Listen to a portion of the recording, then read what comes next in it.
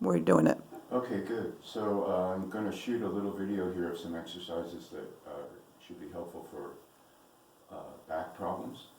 And the first thing I'd like to say is if you do have back problems, since I can't be there to evaluate you and give you advice, you need to see a healthcare professional before you start this or any other exercise or stretching program.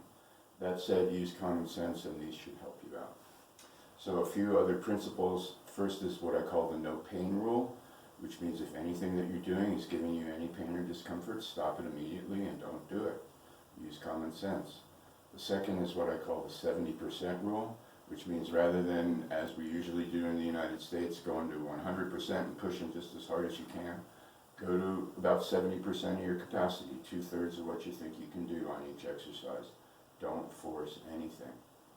And those are the two primary rules, and from there we'll just go ahead and get started in demonstrating this. As you can see, I'm in street clothes. I want to do it in street clothes because I want you to know you don't have to have any kind of special equipment or anything special, just something to put under your knees and your hands so you're not hurting yourself being down on the floor. So here's the first exercise. This is called table posture, and you try to make yourself kind of like a table. Your big toes should be together but not overlapping, and your arms should be more or less in line with your toes, with your legs and your toes.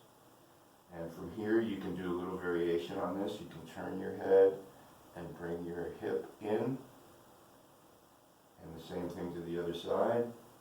You can turn your head to the same side as the hip, or you can turn your head to the opposite side from the way you're bringing your hip in. Once again, 70% rule, no pain rule. The second exercise is to bring your spine up, tuck your head in. This will bring your weight back over your knees a little bit. And you can hold that, or you can flex just a little bit at the pelvic area. But once again, no pain rule, okay? Third exercise, you bring your head up and your spine down. So first you're making your spine concave, and then you're making it convex.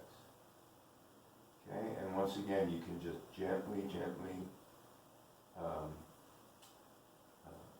move the pelvis to try to get a little bit more motion in there. The fourth exercise, bring one leg up and do 70% of what your capacity is. Bring your head down towards your knee, but don't cause yourself any pain.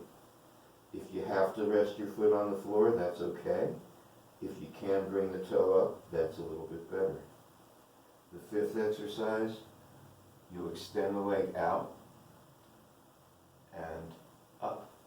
And once again, you can, in both the fourth and the fifth, you can move a little bit. Give yourself a little bit of flexion and extension. A little bit of motion through there to try to help the low back. Then you do the same thing on the other side. Bring the knee in and the head down towards the knee, 70% rule, no pain rule. And also only go as far on one side as you can go on the other side. If as far as you can bring the left knee in is to there, and as far down as you can bring the head on the left side is to there, only go that far on the right side as well. Try to even things out and balance things out. So once again, you can move your leg a little bit, get a little bit of flexion in there, and then extend the leg out. It doesn't matter how high off the floor you're going, but you want to be even.